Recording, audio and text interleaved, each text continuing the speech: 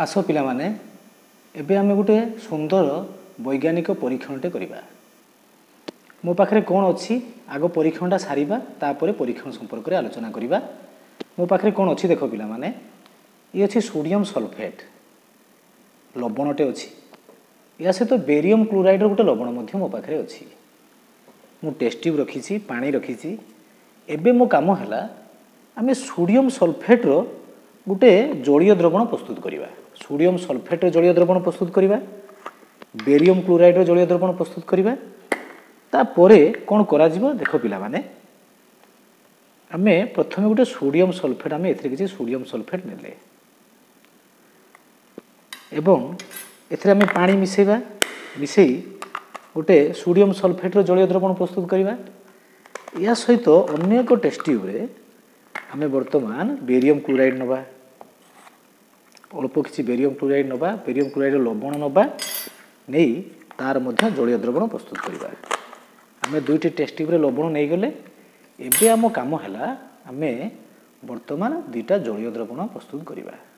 ताले ये हला सोडियम सल्फेट रो जलीय द्रवण। ये हला बेरियम क्लोराइड रो जलीय द्रवण।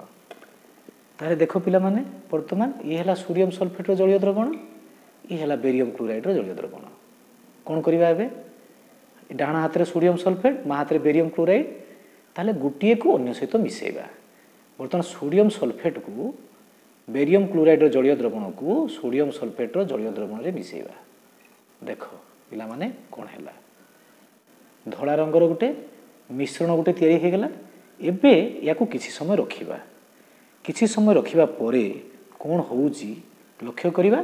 तापरे परीक्षणटी कोन हैला से संपर्क रे मध्य आलोचना करिबा। ताले बेरियम क्लोराइड जलीय द्रवण एवं सोडियम सल्फेट रो जलीय द्रवण आमे मिसेइथिबे एवं किछि समय तक रखि देथिले। देखो वर्तमान कोन हैला पिला माने गुटे कठिन धला पदार्थटी टेस्ट ट्यूब रे तळे जमा हेछि। ए जो धला जो पदार्थटी जमा हेछि ये कोन जानि पिला माने ये होछि बेरियम सल्फेट। एटा गुटे कठिन पदार्थ एवं ऊपर को जो द्रवणटी ऊपर को रहि गेला ये होछि सोडियम क्लोराइड रो जलीय द्रवण।